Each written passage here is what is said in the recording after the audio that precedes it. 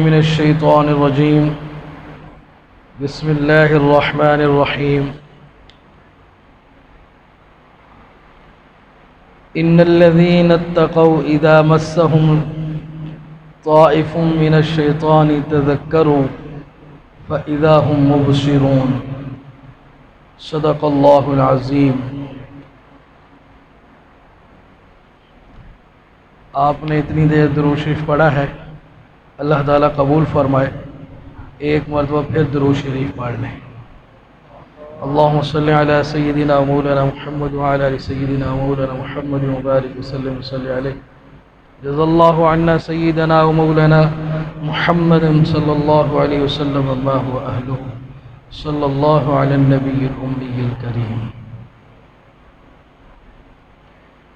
یہاں آنے کا مقصد ایک تو یہ ہے کہ اللہ تعالیٰ کا ذکر کریں گے اور اللہ تعالیٰ کا قرب حاصل ہوگا، اور دوسرا مقصد جو واعظ کرتے ہیں اس میں اصلاح ہو جائے۔ شیطان جو ہمارا سب سے بڑا دشمن ہے، اس کی مکاریوں سے، چال بازیوں سے اور دشمنی سے ہماری حفاظت ہو۔ اصلاح ہر بندے کے لیے ضروری ہے، لیکن ہمارے ہاں آج کل اس چیز کو کوئی اہمیت نہیں دی جاتی، نہ اس کی سمجھ ہی نہیں ہے لوگوں کو۔ پیدا ہوتے ہی سارے خود مصلح بنے ہوئے ہیں۔ ہر بندہ یہی سمجھتا ہے کہ میں سب سے بہترین انسان ہوں، بلکہ میں دوسروں کی بھی اصلاح کر سکتا ہوں۔ اصلاح کے لیے قلب کا ذاکر ہونا ضروری ہے، اور دماغ کے اندر عقل کا نور ضروری ہے، اور علم میں شریعت کا علم ضروری ہے۔ جس کے پاس یہ چیزیں نہیں ہیں وہ کبھی بھی اصلاح نہیں کر سکتا، وہ خود اصلاح کا مستحق ہے۔ انسان کو اس غفلت نے بہت نقصان پہنچایا ہے۔ انسان کو اس چیز نے بڑے دھوکے میں رکھا ہے۔ اب ہم لوگ جس دور سے گزر رہے ہیں یہ بڑے فتنوں کا دور ہے، اور بہت ہی زیادہ گمراہی کا وقت چل رہا ہے۔ اس دور میں تو اصلاح بہت ضروری ہے۔ جس زمانے میں فحاشی اور عریانی نہیں تھی، اس دور میں لوگ دھڑا دھڑ اصلاح کرواتے تھے۔ بازاروں میں، گلیوں میں، چوک چوراہوں پہ کوئی بے پردگی نہیں ہوتی تھی۔ 1000 عورتیں ہیں تو ان میں کوئی 2-4 عورتیں شاید کوئی بے پردہ گھر سے نکلتی ہوں گی۔ اس دور میں لوگ اصلاح کے لیے دور دراز کے سفر بھی کرتے تھے، اور سالہ سال اس کام پہ لگا دیتے تھے کہ ہماری اصلاح ہو۔ اور اب گھر سے باہر نکلو، بس آپ گھر سے باہر نکلو، یہیں سے عریانی، فحاشی، بے پردگی شروع ہے۔ آپ گھر سے باہر نکلے ہو، آپ کا کوئی ارادہ نہیں ہے کسی غیر عورت کو دیکھنے کا، لیکن غیر عورت بے پردہ آپ کی آنکھوں کے سامنے ایک دم ٹھا آ جاتی ہے، آپ کی نظر اس پہ پڑ جاتی ہے۔ اب اس وقت ایک امتحان ہوتا ہے کہ کیا کرنا ہے۔ اب اللہ تعالیٰ سے معافی مانگنی، استغفار کرنا ہے، یا دوبارہ بھی اب وہ تو سامنے آ گئی، اب ہم نے کیا کرنا ہے؟ اب دوبارہ اس کی طرف متوجہ ہونا ہے کہ نہیں؟ ایک سے بچ رہا تھا، دوسری اور آ گئی۔ یہ حالت ہے اس دور میں۔ اور بازار میں چلے جاؤ پھر تو اللہ کی بنا، میں عام گلیوں کی بات کر رہا ہوں، بازار کی بات نہیں کر رہا، عام گلیوں کی بات کر رہا ہوں کہ بے پردہ عورتیں پھر رہی ہوتی ہیں، نظر پڑ جاتی ہے۔ اور بازار میں چلے جاؤ، وہاں تو بے پردگی سے آگے بڑھ کر بہت کچھ ہے۔ غلیظ لباس، بدترین لباس، بدترین ڈیزائننگ کے ساتھ آنے والی عورتیں۔ آپ صلی اللہ علیہ وسلم نے فرمایا میں نے جہنم کے اندر عورتوں کو دیکھا، جہنم کے اندر عورتوں کو زیادہ دیکھا. جہنم کے اندر سب سے زیادہ کون تھی؟ عورتیں تھیں. یہ کون سی عورتیں؟ یہ پتلا لباس پہن کر جو بازار میں جاتی ہیں، گھر سے باہر جاتی ہیں، بے پردہ ہو کر جاتی ہیں، خوشبو لگا کر جاتی ہیں، اپنے آپ کو معطر اور معمبر کر کے جاتی ہیں، لوگ اس کی طرف متوجہ ہوتے ہیں. ایسی عورتیں، ان کے بارے میں خود لسان نبوت سے ارشاد ہو گیا کہ اس طرح کی عورتیں سیدھا جہنم کی طرف جانے والی ہیں. حضرات گرامی، شیطان انسان کا بہت بڑا دوست ہے، گہرا دوست ہے نا، بڑی یاری ہے اس کی.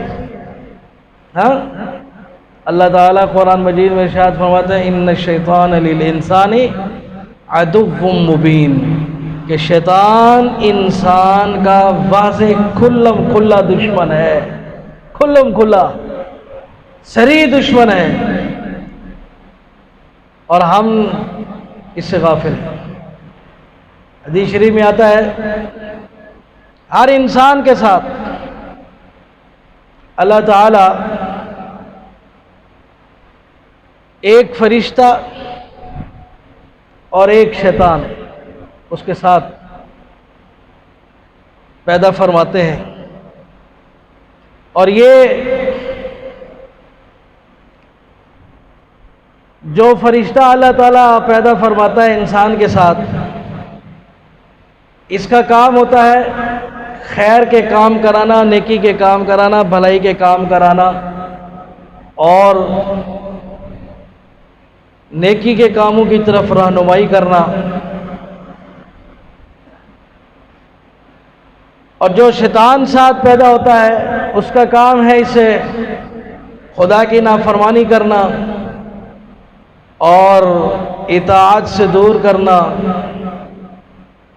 اللہ تعالیٰ کے احکامات کی نافرمانی کرانا. یہ اس کا کام ہوتا ہے. جو فرشتہ انسان کے ساتھ ہے وہ اللہ تعالیٰ کا قرب دلوانے کے لیے محنت کرتا ہے، اور جو شیطان ہے وہ خدا کی رحمت سے دور کرنے کے لیے محنت کرتا ہے. یہ دونوں جو کام کر رہے ہیں انسان کو دونوں کا پتہ چل جاتا ہے. یہ کوئی خفیہ سازش نہیں ہے. اللہ نے فرمایا کھلم کھلا دشمن ہے، صاف پتہ چل جاتا ہے انسان کو. جب اس کو اللہ تعالیٰ کی رحمت سے ہوا کا جھونکا لگتا ہے تو وہ فرشتہ جو ہے اس کو نیکی کی طرف توجہ دلاتا ہے. فرمایا جب تمہارے دل میں نیکی کا خیال آئے اور تمہارے دل میں نیکی کی بات آئے تو سمجھ لو وہ فرشتہ توجہ دے رہا ہے تمہیں، اور تم اس وقت اللہ کا شکر ادا کر لو. اور اگر گناہ کو دل چاہ رہا ہے، گناہ کی طرف رغبت ہو رہی ہے، تو پھر سمجھ لو کہ وہ جو دوسرا تمہارے لیے تھا تمہارا دشمن، وہ اپنا کام کر رہا ہے. اور اس وقت اللہ کی پناہ مانگو، اس وقت اللہ تعالیٰ سے پناہ مانگو، مدد مانگو اللہ تعالیٰ سے کہ یا اللہ یہ میرے دل میں، یہ میرے دماغ میں یہ کیا خیال آ رہا ہے، میرے ساتھ یہ کیا معاملہ ہونے والا ہے. تو اللہ تعالیٰ جب بندہ اپنے رب سے مدد مانگتا ہے، فریاد کرتا ہے، تو پھر اللہ تعالیٰ کی مدد آ جاتی ہے، پھر اللہ مدد کرتا ہے. جب بندہ مانگے ہی نہ، اس کا اپنا روح ہوئے گناہ کرن دے، ہاں تو ولا ہوں فرشتہ کیا کرے. اس لیے جب کبھی ایسا خیال ہے، ایسی حالت آئے اور محسوس ہو جائے تو پھر فوراً استغفار کی طرف آنا چاہیے، توبہ کی طرف آنا چاہیے. کیونکہ شیطان ہر انسان کے ساتھ ہے. یہاں تک کہ آپ صلی اللہ علیہ وسلم سے پوچھا گیا کہ آپ کے ساتھ بھی شیطان پیدا ہوا ہے؟ آپ صلی اللہ علیہ وسلم ہاں، لیکن اللہ تعالیٰ نے میری مدد فرمائی، میرا شیطان مسلمان ہو گیا ہے، وہ مومن ہو گیا، اس نے میرا کلمہ پڑھ لیا ہے، وہ میرا امتی بن گیا۔ یہ ہمارے نبی کا معجزہ ہے۔ سمجھ گیا؟ تو یہ تو معاملہ نبوت کا تھا، اور غیر نبی کا جو معاملہ ہے اس میں پھر وہ عمر ہی ہے جس کے سائے کو دیکھ کے بھی بھاگ جاتا ہے، ورنہ شیطان سے بچنا، یاد رکھو، جب تک جسم کے اندر خون چل رہا ہے، جب تک جسم کے اندر سانس چل رہے ہیں، یہ شیطان تمہارا پیچھا نہیں چھوڑے گا، یہ تمہیں چھوڑنے والا نہیں ہے۔ فرمایا کہ آخری سانس تک وہ اپنی کوشش کرتا ہے کہ میں اس کو کسی طریقے سے ایمان سے محروم کر دوں۔ اب جب بندہ مر رہا ہوتا ہے تو اس وقت اس سے وہ کیا گناہ کروائے گا؟ شراب پلوائے گا اسے، جوا کھلوائے گا اسے، ہاں؟ اس ٹائم اس کی کوشش ہوتی ہے کہ یہ جو سینے میں روشنی ایمان کی لے کے جا رہا ہے نا، یہی نکال دوں اور یہی نکال دوں، ہاں؟ یہ ایمان کا نور ساتھ لے کے نہ جا سکے۔ تو جب آپ صلی اللہ علیہ وسلم نے فرما دیا کہ میرے ساتھ بھی پیدا ہوا ہے اور وہ معجزہ نبوی ہے کہ وہ مسلمان ہو گیا، تو باقی لوگ کیوں اتنے بہادر اور اتنے نڈر ہوئے پڑے ہیں کہ ان کو اس چیز کی بالکل فکر نہیں ہے، کوئی اس چیز کا خیال ہی نہیں ہے، دل و دماغ کے اندر اس کا کوئی تصور ہی نہیں ہے کہ ہمارے ساتھ اتنا بڑا دشمن لگا ہوا ہے اور ہم اس سے بچ جائیں، اس سے دور ہو جائیں، اس سے ہمیں چھٹکارا مل جائے، کبھی یہ نہیں سوچا۔ اب یہ دو انسان کے ساتھ ہے نا، ایک فرشتہ اور ایک شیطان، یہ دونوں اپنے کام کرتے ہیں۔ جب دونوں کام کرتے ہیں تو اس کا نتیجہ کیا نکلتا ہے؟ ان الذين اتقوا اذا مسهم طائف من الشيطان تذكروا فاذا هم مبصرون، ایک یہ معاملہ ہوتا ہے۔ دوسرا معاملہ کیا ہوتا ہے؟ استحوذ عليهم الشيطان فانساهم ذکر اللہ۔ یہ قرآن پڑھ رہا ہوں، یہ دونوں آیتیں قرآن شریف سے پڑھی ہیں۔ ہاں جی، قرآن میں ہے نا، ہاں؟ ان الذين اتقوا اذا مسهم طائف من الشيطان تذكروا فاذا هم مبصرون، یہ قرآن شریف ہے۔ استحوذ عليهم الشيطان فانساهم ذکر اللہ۔ جب یہ شیطان انسان کو نافرمانی کی طرف لے جاتا ہے اور انسان نافرمانی کر لے، گناہ کر لے، یعنی نماز چھوڑ دے، روزہ چھوڑ دے، زکوٰۃ چھوڑ دے، حج چھوڑ دے، اسی طرح اور جو احکامات ہیں ان کو چھوڑ دے اور برائی کی طرف آ جائے، ہاں بھائی، شراب پی لے، سود کھا لے، زنا کر لے یا اور کوئی گناہ کر لے، تو بس جب ایک دفعہ یہ کبیرہ گناہ کرتا ہے تو شیطان گویا کہ اس کے جسم میں داخل ہو گیا، اس کے کچھار میں داخل ہو گیا ہے، اس کے پاس آ گیا ہے۔ اب وہ اس کو اپنے قابو میں لے گا، اس کو اپنے قابو میں لے گا، یہاں تک کہ اس کو اس طرح گرا دیتا ہے، اس کے اوپر ایسا حملہ آور ہوتا ہے۔ استحوذ علیہم الشیطان فانساہم ذکر اللہ، وہ اس کے اوپر اتنا بڑا حملہ کرتا ہے، اتنا بڑا حملہ کرتا ہے کہ خدا کا نام تک اس کو بھلا دیتا ہے، کہ اسے اللہ کا ذکر بھی یاد نہیں رہتا۔ فَأَنْسَاهُمْ ذِكْرَ اللَّهِ، لفظ بالکل ظاہر اور واضح ہے، ذکر اللہ۔ کیا معنی اس کا؟ اللہ کا ذکر۔ ذکر اللہ کا کیا معنی ہے؟ اللہ کا ذکر۔ انساہم، اس کو بھلوا دیتا ہے۔ اب انسان کو اللہ کا ذکر بھلوا دیتا ہے، وہ ذکر کی طرف نہیں آتا، اور شیطان اس کے اوپر حاوی ہو جاتا ہے۔ استعوذ علیہم الشیطان، ان لوگوں کے اوپر شیطان حاوی ہو جاتا ہے، ذکر کی ان کو طاقت بھی ختم ہو جاتی ہے. ذکر اب ان سے نہیں ہوتا, سینے پہ بوجھ آتا ہے, دل پہ بوجھ آتا ہے, ذکر کرنا ان کے لیے مشکل ہو جاتا ہے, ذکر کی محفل میں آنا ان کے لیے مشکل ہو جاتا ہے, اور وہ شیطان کے شکنجے میں ایسے جڑے ہوتے ہیں کہ اگر ذکر کی محفل میں آ بھی جائے پھر بھی شیطان ان کو ذکر کی طرف متوجہ نہیں ہونے دیتا.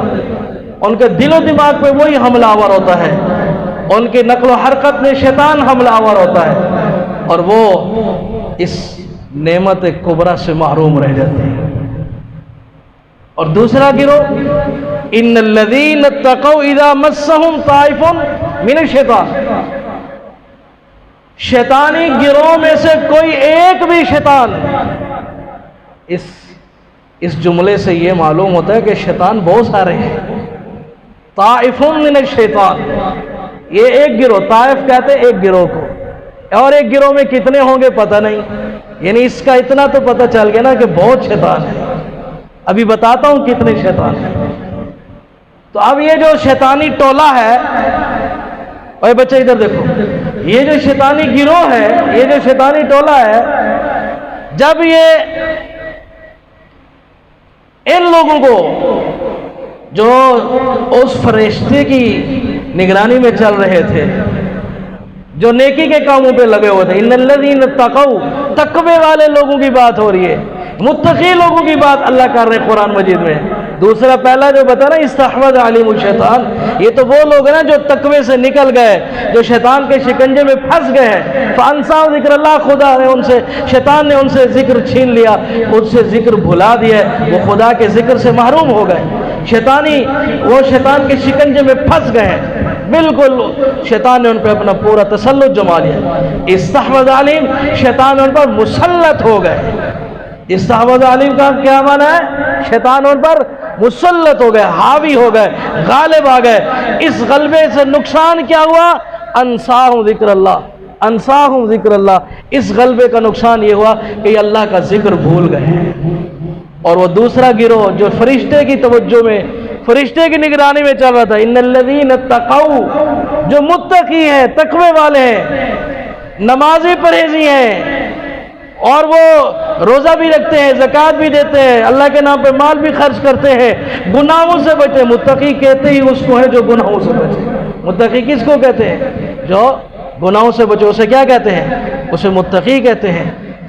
ان الذین اتقوا اذا مسهم طائف من الشیطان, یہ جو متقی لوگ ہیں نا, ان کو بھی وہ کوشش کرتے ہیں. شیاطین کا ایک گروہ آتا ہے ان کے پاس, اور ان کو وہ چھونے کی کوشش کرتے ہیں, ان کو ہٹانے کی کوشش کرتے ہیں, نماز سے ہٹانے کی کوشش کرتے ہیں. نماز سے ہٹانے کا کیا طریقہ ہے ان کا؟ یہ ان کو یہ نہیں کہیں گے نماز نہیں پڑھو, پڑھ لیتے ہیں, پڑھ لیتے ہیں, پڑھ لیتے ہیں, بس پڑھ لیتے ہیں, جب تک دیکھا ٹائم ختم ہو گیا یہ پڑھ لیتے ہیں. اس طرح ان کو, یہ نمازیوں کو اس طرح خراب کرتا ہے. سخی لوگوں کو کیا کہتا ہے؟ او بھائی جس کو تو دینے جا رہا ہے نا, اس سے زیادہ مستحق اور بھی ہے, ٹھہر جاؤ, اس کو دے دینا, اس کو دے دیں گے, خیر ہے کچھ نہیں, دے دیتے ہیں, دے دیتے ہیں, دے دیتے ہیں. پتہ چلتا ہے کہ کہیں اسی اور الجھن میں پڑ گیا ہے. اللہ اکبر کبیرہ.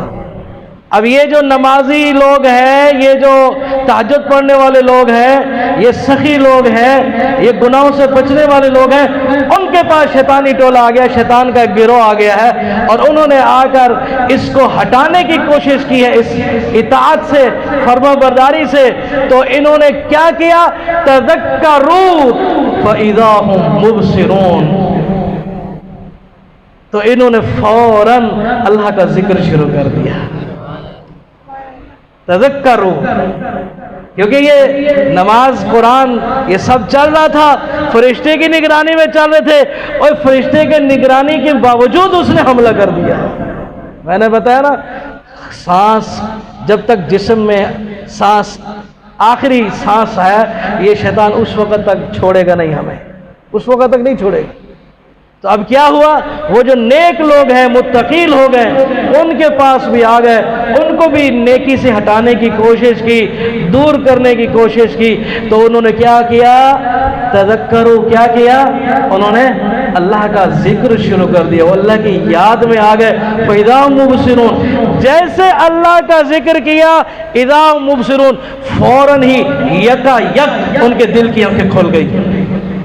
ان کو نظر آ گیا یہ خبیث گڑبڑ کر رہا تھا، یہ مجھے کہیں اور لے کے جا رہا تھا، یہ نماز چھڑوانے کے لیے تاخیر کروا رہا تھا، یہ سخاوت سے دور کروا رہا تھا، یہ بدکاری کی طرف، زنا کی طرف، شراب کی طرف، سود کی طرف، جوئے کی طرف لے کے جا رہا تھا. فَإِذَا هُمْ مُبْصِرُونَ، فوراً دل کی آنکھیں کھل جاتی ہیں. لیکن کب کھلتی ہیں؟ تذکروا، تذکروا. یہ قرآن کہہ رہا ہے آنکھیں دل کی کب کھلتی ہیں؟ جب وہ ذکر کرتا ہے. جب وہ ذکر کرتا ہے پھر دل کی آنکھیں کھلتی ہیں.